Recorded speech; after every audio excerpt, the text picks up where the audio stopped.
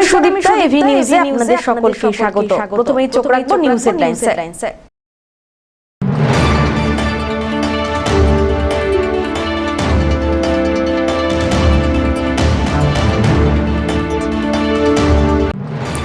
বাংলাদেশ ইস্যুতে কটাক্ষের সুর বিজেপি নেতা বাপি গোস্বামীর গলায়, এক হাত নিলেন বিরোধী পক্ষকে।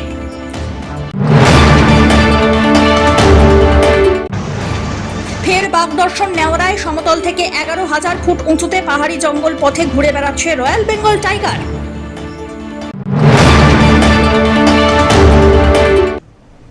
এবার আসছে বিস্তারিত সংবাদে। বাংলাদেশ ইস্যুতে কংগ্রেস, কমিউনিস্ট এবং তৃণমূল কংগ্রেসকে এক হাত নিলেন বিজেপির জেলা সভাপতি বাপি গোস্বামী। জলপাইগুড়ি শহরের ডিভিসি রোডে জেলা বিজেপি পার্টি কার্যালয়ে সাংবাদিক বৈঠক করে বাপি জানিয়েছেন, আগামী 15ই অগস্ট স্বাধীনতা দিবস উপলক্ষে প্রতিটি মানুষের বাড়িতে একটি করে জাতীয় পতাকা তুলে দেওয়ার কর্মসূচি গ্রহণ করা হয়েছে। বাংলাদেশে বর্তমান পরিস্থিতি নিয়ে কথা বলতে গিয়ে তিনি বলেন, লন্ডন এবং ভিয়েতনামে যদি বোমা পড়ে তাহলে কংগ্রেস, কমিউনিস্টরা এদেশে মিছিল করেন। আজ দেশ ভাগের জন্য বাংলাদেশের সনাতনী হিন্দু ধর্মের মানুষ অত্যাচারিত হচ্ছেন, তার জন্য কংগ্রেস বা কমিউনিস্টরা কোনো প্রতিবাদ করছেন না। এখন তাদের ধর্ম নিরপেক্ষতা কোথায়? হিন্দুরা আজ ধর্ষিতা হচ্ছেন, হিন্দুদের মন্দির ভাঙা হচ্ছে, বাড়িঘর ভাঙা হচ্ছে, লুট হচ্ছে, খুন হচ্ছেন তারা। মৌলবাদী সাম্প্রদায়িকতার বিরুদ্ধে তারা পথে নেমে একদিনও প্রতিবাদ করছেন না কেন? তৃণমূল কংগ্রেস, কমিউনিস্ট এবং কংগ্রেসের একটাই মিশন, সংখ্যালঘু ভোট তাদের দরকার, আর তার বিরুদ্ধে কোনো প্রতিবাদ করছেন না তারা। এই মুসলিম ভোট ব্যাংকের জন্যই আজ তারা অন্ধ ধৃতরাষ্ট্রের ভূমিকা পালন করছেন বলে বিস্ফোরক অভিযোগ করেছেন বাপি গোস্বামী। এ বিষয়ে তিনি আর কি বললেন শুনে নিন। প্রথম বিষয় হচ্ছে, ভিয়েতনামে যদি কোনো বোমা পড়ে বা লন্ডনে যদি কোনো বোমা পড়ে না, কমরেডরা মিছিল বার করে, কংগ্রেসরা মিছিল বার করে। আর আজকে দেশভাগের জন্য ওই পারে যারা হিন্দু সনাতন সমাজের লোকরা অত্যাচারিত হচ্ছে দেশভাগের জন্য, তাদের জন্য কংগ্রেস কমিউনিস্টদের একটা প্রতিবাদ করতে আমরা দেখি না। এখন তাদের ধর্মনিরপেক্ষতা কোথায়? যত ধর্মনিরপেক্ষতা পশ্চিমবাংলায়, ভারতবর্ষে আজকে হিন্দু মারা ধর্ষিত হচ্ছে, বোনদের ইজ্জত যাচ্ছে, হিন্দুদের দেবদেবীদের ভাঙা হচ্ছে, মন্দির ভাঙা হচ্ছে, বাড়িঘর ভাঙা হচ্ছে, লুটতা হচ্ছে, খুন হচ্ছে। ভারতবর্ষের একটা রাজনৈতিক দলের ক্ষমতা হলো না তার প্রতিবাদ করে একটা প্রেস বিবৃতি দেওয়া। আমাদের ঢিলছড়া দূরতে কমিউনিস্ট পার্টির অফিস, আমাদের এই পার্টি অফিসে ঢিলছড়া দূরতে কংগ্রেস পার্টি অফিস, একটা দিন মিছিল করতে দেখলাম না যে এই মৌলবাদের বিরুদ্ধে আমরা ধিক্কার জানাই, এই সাম্প্রদায়িকতার বিরুদ্ধে ধিক্কার জানাই। এরা করবে না। এদের একটা মাত্র মিশন, তৃণমূল কংগ্রেস, কমিউনিস্ট এবং কংগ্রেস পার্টির মিশন হচ্ছে মুসলিম ভোট ব্যাংকটা দরকার। এই মুসলিম ভোট ব্যাংকের স্বার্থে হাজার অন্যায়কে তারা আজকে নীরবে অন্ধ ধৃতরাষ্ট্রের মতন পালন করছে। আমরা ধিক্কার জানাই শাসক তৃণমূল এবং বিগত দিনের শাসক কমিউনিস্ট পার্টি এবং কংগ্রেসকে। এই কংগ্রেস কমিউনিস্টদের দূরদর্শিতার অভাবে এবং মুসলিম তোষণের জন্য আজকে দেশ ভাগ হয়েছিল। আজকে ওপারের আমাদের যারা আত্মীয় পরিজন, প্রতিবেশী, আমাদের পরিবারের সদস্যরা আজকে অত্যাচারী। আমরা সবসময় বলছি, সমস্ত হিন্দু আমার শরণার্থী, সমস্ত হিন্দুরা আমাদের শরণার্থী। আমার কাছে যদি কোনো ওই পারের কোনো সনাতন সমাজ, হিন্দু সমাজের মানুষ আমার কাছে আশ্রয় চায়, আমি গর্ববোধ করব যে তাকে আশ্রয় দিতে পারলে আমি গর্ববোধ করব। আমরা সমস্ত বিষয়, সমস্ত কিছু আমাদের যেখানে জানানোর আমরা জানিয়েছি। আজকে খোলা আকাশের নিচে রৌদ্র বৃষ্টির মধ্যে হাজার হাজার লোক বর্ডার এলাকায় তারা ভারতে প্রবেশ করবার জন্য তারা আজকে এই দেশে আসতে যাচ্ছে। কেন? তাদের নিরাপত্তার জন্য। মায়ের সামনে মেয়েকে তুলে নিয়ে যাচ্ছে, ভাইয়ের সামনে বোনকে খুন করা হচ্ছে। কোন দেশে চলছে? আমরা চাই শান্তি, আমরা চাই ওই দেশে যারা সংখ্যালঘু আছে তারা নিরাপত্তা থাকুক, তারা ভালো থাকুক। আর আপনারা যেটা বললেন যে এদেশে আসা না আসা সেটা তো প্রশাসনিক ব্যাপার, ভারত সরকারের বিষয়, কিন্তু সেটা তারা দেখছেন। কিন্তু ওই দেশের কোনো হিন্দু সমাজের কোনো মানুষ যদি এই দেশে আসে, তাকে আমরা শরণার্থী হিসাবে তাকে মর্যাদার সহিত এই দেশে রাখবো। ধীমান রায়ের রিপোর্ট, এভি নিউজ।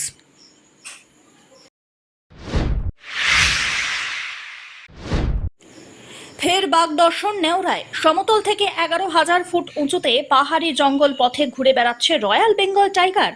2017 সাল থেকে একাধিকবার বাঘ ক্যামেরাবন্দি হলেও এই প্রথম বর্ষায় নেওরা ভ্যালির পাহাড়ের জঙ্গলে দেখা মিলল দক্ষিণ রায়ের। গত জুন এবং জুলাই মাসে পাহাড়ের 8 থেকে 9,000 ফুট উঁচুতে একাধিক ট্র্যাপ ক্যামেরায় ধরা পড়ে একের পর এক বাঘের ছবি। গত মে মাসে সিকিমের পাঙ্গলাখা অভয়ারণ্যে বন বিভাগের ট্র্যাপ ক্যামেরায় ধরা পড়েছিল রয়্যাল বেঙ্গলের ছবি। নেওরার জঙ্গলে সংযোগ রয়েছে সিকিম ভুটানের জঙ্গলের সঙ্গে। এই বাঘ সেই বাঘ কিনা তা খতিয়ে দেখছে সিকিম বন বিভাগের সঙ্গেও আলোচনা করা হচ্ছে। বয়স, গায়ের ছাপ পরীক্ষা করে দেখছেন বিশেষজ্ঞরা। দুর্গম নেওরার জঙ্গলের নিরাপত্তা আরও বাড়ানো হয়েছে, এমনটাই জানিয়েছেন বন্যপ্রাণী বিভাগের বনাধিকারিক দ্বিজপ্রতিম সেন। 1998 সালে প্রথম বাঘের অস্তিত্বের প্রমাণ মেলে নেওরা ভ্যালিতে। বাঘের পায়ের ছাপ, খাবারের উচ্ছিষ্ট, নখের দাগ সহ একাধিক প্রমাণ মিললেও সমতল থেকে প্রায় 11,000 ফুট উঁচুতে 159.89 বর্গ কিলোমিটার পাহাড়ি জঙ্গলে চাক্ষুষ তার দেখা মেলেনি। 2017 সালের 19 জানুয়ারি ভোরে লাভা থেকে সামান্য দূরে পেদংয়ের রাস্তায় নিজের মোবাইল ক্যামেরায় রয়্যাল বেঙ্গলের ছবি বন্দি করে জঙ্গলমহলে চাঞ্চল্য ফেলে দিয়েছিলেন অনমোল ছেত্রী নামে এক স্থানীয় যুবক। আরও বাঘের অস্তিত্ব খুঁজে পেতে এরপরে এলাকায় 4টি ট্র্যাপ ক্যামেরা বসানো হয়। তাতে ওই বছর 23 জানুয়ারি প্রথম সরকারি খাতায় নজরবন্দি হয় বাঘ। এরপরে 16 ফেব্রুয়ারি 2017, 5 জানুয়ারি 2018, 2020-র 13 জানুয়ারি বাঘবন্দি হয় ক্যামেরায়। মাঝে এক বছর দেখা না দিলেও 2022-এর 28 অক্টোবর এবং গত বছর অর্থাৎ 2023 সালের জানুয়ারিতে পুনরায় ক্যামেরাবন্দি হয় বাঘের ছবি। এই বছর বর্ষার মরশুমে দেখা মিলল একের পর এক বাঘ। ছবিতে ধরা পড়া বাঘ একই নাকি সংখ্যায় একাধিক, তা খতিয়ে দেখছে বন দপ্তর। আমাদের নেওরা ভ্যালির হাই অল্টিটিউডের মধ্যে তো রেগুলার বেসিসের মধ্যেই টাইগার দেখা যাচ্ছে। এটা ক্যামেরা ট্র্যাপ, আমাদের যে সার্ভেলেন্স ক্যামেরা আছে সেগুলোর মধ্যে ধরা পড়ে ছবিগুলো। তো এটা জুলাই মাসের শুরুতেও দেখা গেছে, রেগুলার বেসিসে দেখা যাচ্ছে। এটা নিয়ে আমাদের সিকিম ফরেস্টের সাথে কথাও চলছে যে এটা সেম টাইগার না ডিফারেন্ট টাইগার। ওনারা স্ট্রাইপ অ্যানালিসিসও করছেন কিছু বোঝার জন্য যে কি টাইগার এটা। আর এটা অ্যাবাউট 8 to 10,000 ফিট অল্টিটিউডে রেগুলার বেসিসে নেওরা ভ্যালি ন্যাশনাল পার্কে দেখা যাচ্ছে। তাহলে বর্ষা জুড়েই বাঘের আনাগোনা দেখা যাচ্ছে নেওরার জঙ্গলে। সিকিমের সাথে কথা বলছেন আপনারা এবং নিরাপত্তাও বাড়ানো হচ্ছে বলছেন। ওই এরিয়াটার মধ্যে বাই গডস গ্রেস তো ন্যাচারালি ওটা অনেকটা প্রোটেক্টেড। ওটা এত দুর্গম আর এত রাফ টেরেন যে ওখানের মধ্যে আই ডাউট কেউ কোনো নিফারিয়াস অ্যাটেম্প্ট নেওয়ার চেষ্টা করবে। বাট নেভারদারলেস ওখানে ওই area is surrounded by our anti poaching camps, আর আমাদের প্রোটেকশন ক্যাম্পস রয়েছে round the clock. Neora valley national পার্কের স্টাফ ডিউটি করছেন ওখানের মধ্যে। I think the tigers are safe. Bhutan আর এবং সিকিমের সাথেও তো অনেকটা যোগাযোগ রয়েছে জঙ্গলে। এগেন যদি আপনি দেখেন যে it is the same contiguous national park. আমাদের এখানের মধ্যে নেওরা ভ্যালি ন্যাশনাল পার্ক আছে, আর সিকিমের যে প্রোটেক্টেড এরিয়া আর ভুটানের যে protected area, these are all contiguous. এবার একটা টাইগারের একটা লার্জ হোম রেঞ্জ হয় তো অনেকটা এরিয়া লাগে ওকে ক্যারিং ক্যাপাসিটিটা সাপোর্ট করার জন্য। তো এই টাইগারটা I am sure transboundary tiger. এটা নিয়ে আলোচনা চলছে এবং নিরাপত্তা বাড়ানো হবে। হ্যাঁ, নিরাপত্তা তো ওইখানের মধ্যে আগে থেকেই বাড়ানোই ছিল। ক্যামেরা ট্র্যাপিং করা হয় রেগুলার বেসিসে, মানে অডিও ভিজুয়াল সার্ভেলেন্স আর লাইভ হিউম্যান বলি যেটাকে আমরা, হিউম্যান ইন্টেলিজেন্স, হিউম্যান সার্ভেলেন্স, তো সেটাও হয় দুটোই। পিনাকি শিলের রিপোর্ট, এভি নিউজ।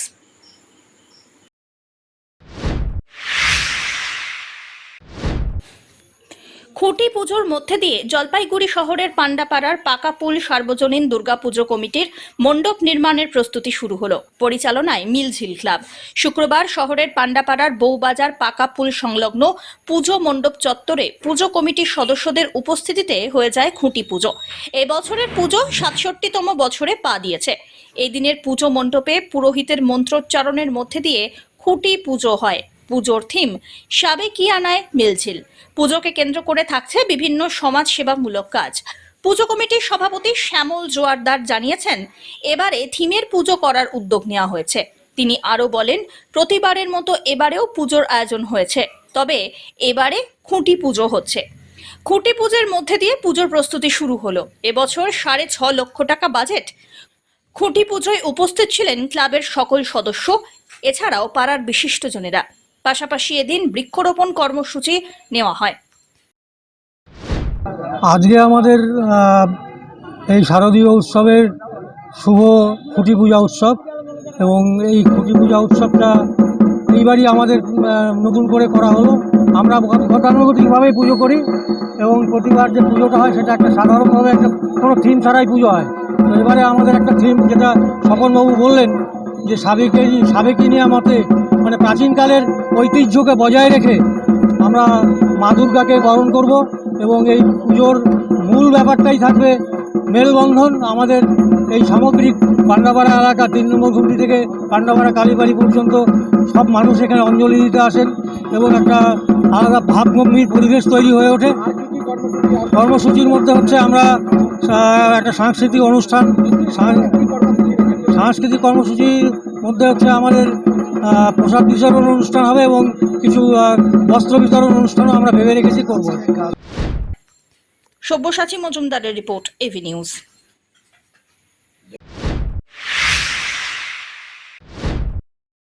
পানীয় জলের কল বারবার ভেঙে ফেলা হচ্ছে, অপচয় হচ্ছে পানীয় জলের। স্থানীয়দের প্রচেষ্টায় পুরসভার পক্ষ থেকে ফের নতুন একটি কল জুড়ে দেওয়া হলো। শুক্রবার এই ঘটনাটি ঘটেছে জলপাইগুড়ি পুরসভার 8 নম্বর ওয়ার্ডের বাবুপাড়া মোড়ের বাস স্ট্যান্ড সংলগ্ন এলাকায়। প্রায় শতাব্দী প্রাচীন পানীয় জলের কলটির মুখ বারবার ভেঙে ফেলা হচ্ছে বলে অভিযোগ ওঠে। কেউ বা কারা উদ্দেশ্য প্রণোদিতভাবে এই কাজ করছেন বলে দাবি। এদিন জল অপচয়ের দৃশ্য দেখে এগিয়ে আসেন ওয়ার্ডের বাসিন্দা অজয় সাহা। পুরসভার কর্মীদের সঙ্গে যোগাযোগ করে ভেঙে যাওয়া কলটির পুনরায় জুড়ে দেওয়া হয়।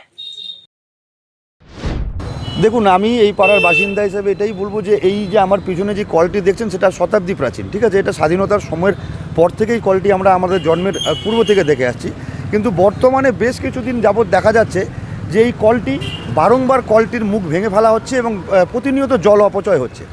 কেউ বা কাহারা অসৎ উদ্দেশ্যে, আমরা এর আগে যতদিন ধরে এই কলটা আছে কোনোবারই এই সমস্যার সম্মুখীন হইনি যে কলের মুখটি বারবার করে রাতের অন্ধকারে বা প্রকাশ্যে দিনের বেলা ভেঙে ফেলা হচ্ছে। এখন মনে হচ্ছে এখানে এই এলাকার মধ্যে বেশ কিছু বহুতল নির্মাণ হয়েছে এবং কেউ বা কারো মানে সুবিধার জন্য এই কলটিকে সরিয়ে ফেলার একটা প্রচেষ্টা চালানো হচ্ছে, যাতে এলাকার মানুষ বাধ্য হয়ে বা পৌরসভা বাধ্য হয়ে এই কলটিকে সরিয়ে ফেলে। আমার পিছনে যে কলটি দেখতে পাচ্ছেন সেটা বহু বছর আগেকার, আমি বলতে পারি স্বাধীনতার সময়কার কল, এবং এটা একটা হেরিটেজ সম্পত্তি। এই ধরনের কল আগে জলপাইগুড়ি জেলার বিভিন্ন জায়গায় দেখা যেত, এখন বর্তমানে 1টি বা 2টি এটা বেঁচে রয়েছে। এই কলকে সংরক্ষণ করবার দায়িত্ব আমি পৌরসভার কাছে আবেদন জানাচ্ছি, কারণ এই ধরনের কল আমরা জলপাইগুড়ি শহরে এখন দেখা যায় না, অথচ প্রতিনিয়ত দেখতে পাচ্ছি। আমি একটু আগে এখান থেকে যাওয়ার সময় দেখলাম যে কলের মুখটি ভাঙা। আমি তৎক্ষণাৎ জলপাইগুড়ি পৌরসভাকে অনুরোধ করলাম এবং পৌরসভার থেকে সঙ্গে সঙ্গে লোক এসে কলটির মুখ আবার নতুন করে লাগিয়ে দিয়ে গেলেন। এর আগে বহুবার এলাকার লোকরা কলের মুখ ভেঙে ফেলার ফলে নিজেরা উদ্যোগ নিয়ে কলের মুখ লাগিয়েছেন, তারপরেও তারা দেখছেন যে কলের মুখটি ভেঙে ফেলা হচ্ছে। এটার পিছনে একটা চক্রান্ত কাজ করছে। আমার মনে হয় কলটিকে সরিয়ে ফেলবার একটা অসৎ উদ্দেশ্য কারো দ্বারা সংগঠিত হতে যাচ্ছে। আমি পৌরসভার কাছে দাবি জানাবো যে যেহেতু এটা একটা ল্যান্ডমার্ক, এই কলটিকে আরও সুন্দরভাবে সাজিয়ে তুলে যাতে এলাকাটাকে আরও সুন্দর করা যায় বা এই কলটিকে সংরক্ষণ করা যায়, সেই দাবি আমি পুরসভার কাছে, পুর প্রশাসন বা পৌরসভার চেয়ারপারসন এবং ভাইস চেয়ারপারসনের কাছে রাখবো। পশ্চিমবঙ্গের প্রাক্তন মুখ্যমন্ত্রী বুদ্ধদেব ভট্টাচার্যের মৃত্যুতে দার্জিলিংয়ের বাবলু শর্মা এবং লকপা দরাজের শেরপার পরিবার গভীরভাবে শোকাহত। কারণ মুখ্যমন্ত্রী বুদ্ধদেব ভট্টাচার্যের সঙ্গে বাবলুর পারিবারিক সম্পর্ক ছিল অটুট। বাবলু শর্মার বাবা দার্জিলিংয়ের মুখ্যমন্ত্রীর বাংলো দেখাশুনো করতেন। বাবলুর মতে প্রাক্তন মুখ্যমন্ত্রী বুদ্ধদেব ভট্টাচার্য ছিলেন অত্যন্ত সহজ সরল একজন ব্যক্তি। বাবলু শর্মার পাশাপাশি লকপা দরজে শেরপাও শোক প্রকাশ করেছেন। তিনি কি বললেন শুনে নিন। আমি রিচ মন্ডিল, সিএম বাংলোরের কেয়ারটেকার। কালকে আমরা যে আমার বুদ্ধবাবু এক্স সিএম সাহেবের যে মরণ খবর শুনলাম, খুব আমার পরিবার সব একদম শক হয়ে গেছে। উনি আমাকে পরিচয় দিই, আমার বাবা এখানে 1940-তে বাংলোতে চাকরি করতে ঢুকেছেন। তারপরে আমার মা চাকরি করেছেন, তারপরে মা পড়ে রিটায়ার করে আমি করছি।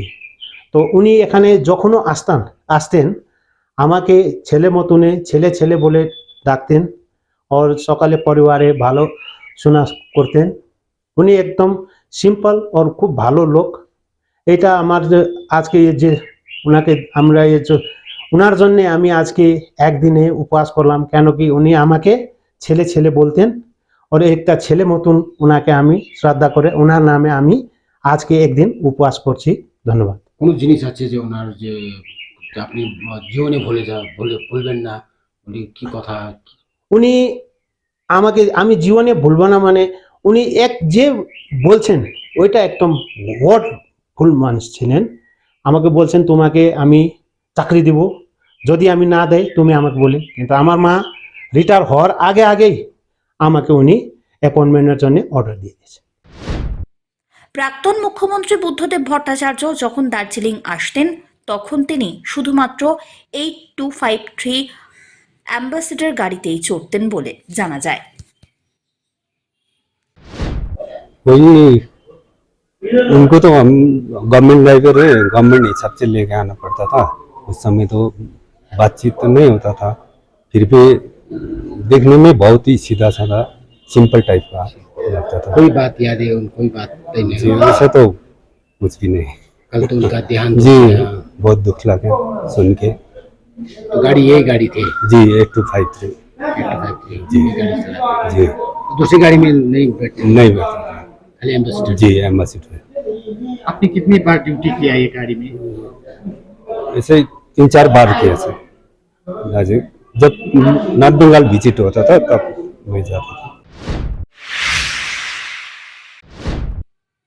গ্রাম পঞ্চায়েত এলাকায় ছেলে মেয়েদের ফুটবল খেলায় উৎসাহিত করতে অভিনব উদ্যোগ নিল জলপাইগুড়ি সদর পঞ্চায়েত সমিতি।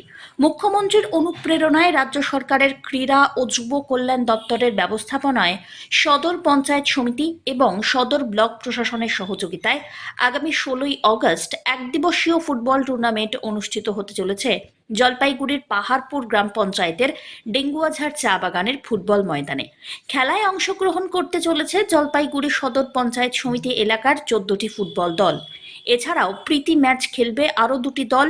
পঞ্চায়েত সমিতি বনাম সদর ব্লক সমষ্টি উন্নয়ন দপ্তর একাদশ।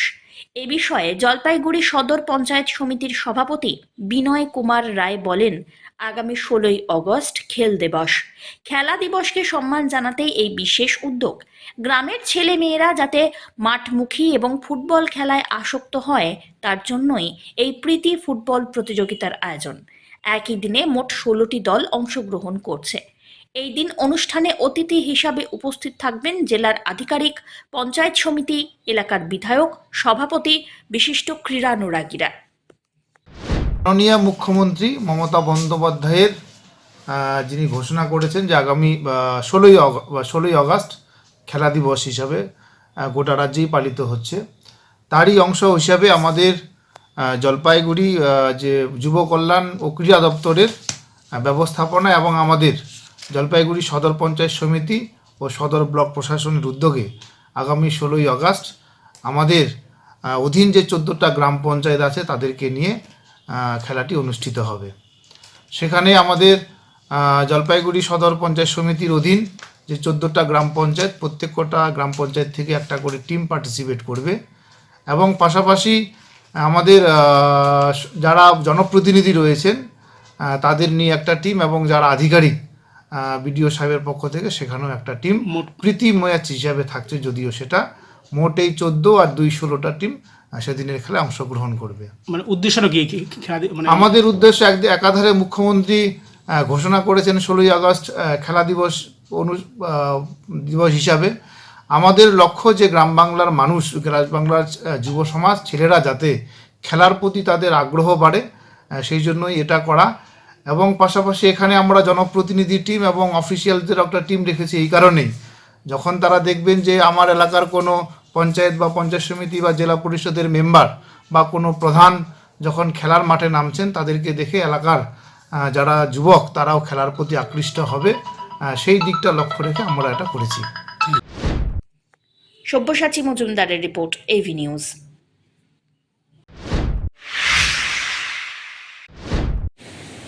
বিদ্যালয়ে সাপ, আতঙ্কে পড়ুয়ারা। জলপাইগুড়ি শিশু নিকেতন প্রাথমিক বিদ্যালয়ে সবুজ বিভাগের মিড ডে মিলের ঘর খুলতেই চক্ষু চড়ক গাছ মিড ডে মিল কর্মীদের। বাসনপত্রের ফাঁকে উঁকি দিচ্ছে বিশাল বড় একটি সাপ। খবর দেওয়া হয় গ্রিন জলপাইগুড়ি স্বেচ্ছাসেবী সংস্থাকে। স্বেচ্ছাসেবী সংস্থার সম্পাদক অঙ্কুর দাস এবং সভাপতি বিনোদ আগরওয়াল মুহূর্তের মধ্যে বিদ্যালয়ে পৌঁছে যান। প্রায় 8 ফুট লম্বা একটি পূর্ণবয়স্ক দাঁড়া সাপ উদ্ধার করা হয়। এরপর সকলে আতঙ্কমুক্ত হয়েছে। বলছিলাম যখন প্রেয়ার লাইন হবে আর কি, তখন ওই আমাদের মিড ডে মিলের রান্নার যে মাসি আছে, মিড ডে মিল ওটা খুলতে গেছে দরজাটা, তখন ওই গামলার নিচে যে আমাদের থালাগুলো যে রাখা হয় এবং গামলার জিনিসপত্র যে রান্নার যে ইউটেন্সিলসগুলো, ওর নিচে একটা সাপ দেখতে পাই। তখন আমি প্রেয়ার লাইন থেকে গিয়ে দেখি সত্যি একটা বড় সাপ, কিন্তু বুঝতে পারছি না কী সাপ, ওটা গোখরো না বা অন্য কিছু বুঝতে পারছি না। তখন প্রেয়ার লাইন আমি অন্য দিদিমণিটা করালো, তখন আপনাকে আমি ফোন করলাম আমাদের গ্রিন জলপাইগুড়ির যে অঙ্কুর দাস মহাশয় আছেন, ওনাকে আমি ফোন করি। তৎক্ষণাৎ উনি রেসপন্স করেন, বলছে আমি জাস্ট আসছি।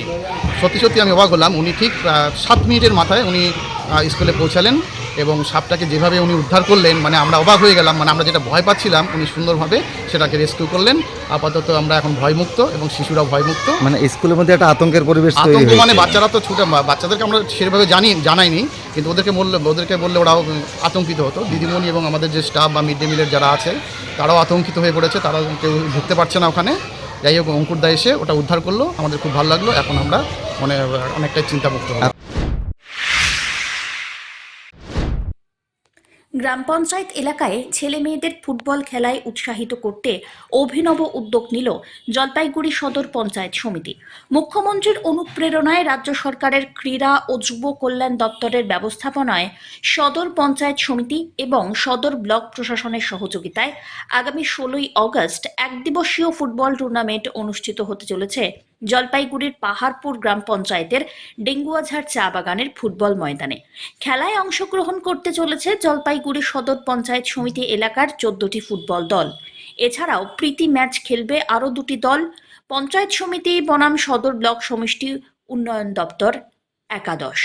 এ বিষয়ে জলপাইগুড়ি সদর পঞ্চায়েত সমিতির সভাপতি বিনয় কুমার রায় বলেন, আগামী 16ই অগস্ট খেল দিবস। খেলা দিবসকে সম্মান জানাতেই এই বিশেষ উদ্যোগ। গ্রামের ছেলে মেয়েরা যাতে মাঠমুখী এবং ফুটবল খেলায় আসক্ত হয়, তার জন্যই এই প্রীতি ফুটবল প্রতিযোগিতার আয়োজন। একই দিনে মোট 16টি দল অংশগ্রহণ করছে। এই দিন অনুষ্ঠানে অতিথি হিসাবে উপস্থিত থাকবেন জেলার আধিকারিক, পঞ্চায়েত সমিতি, এলাকার বিধায়ক, সভাপতি, বিশিষ্ট ক্রীড়ানুরাগীরা।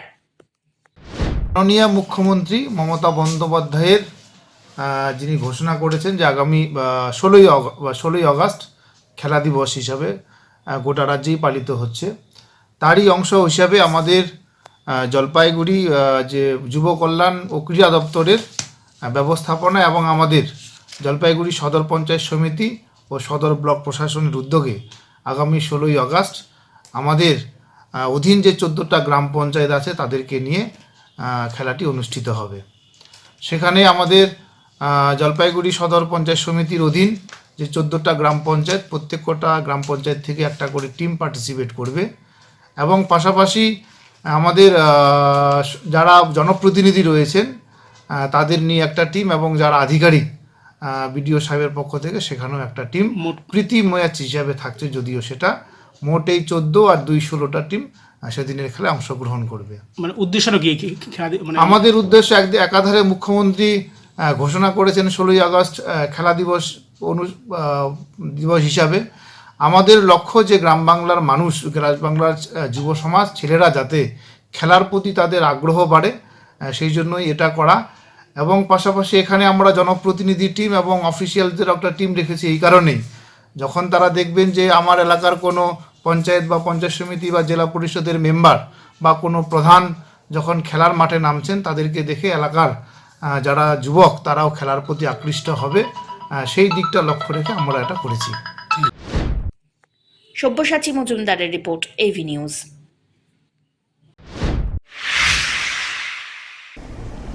শেষ করবার আগে নিউজ হেডলাইন্স আরো একবার।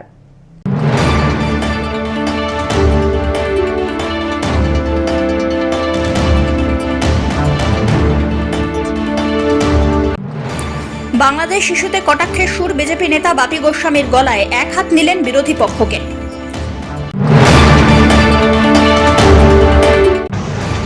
ফের বাগদর্শন নেওয়ারায় সমতল থেকে 11,000 ফুট উঁচুতে পাহাড়ি জঙ্গল পথে ঘুরে বেড়াচ্ছে রয়্যাল বেঙ্গল টাইগার।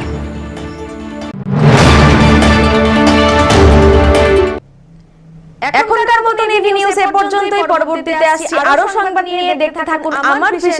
নমস্কার।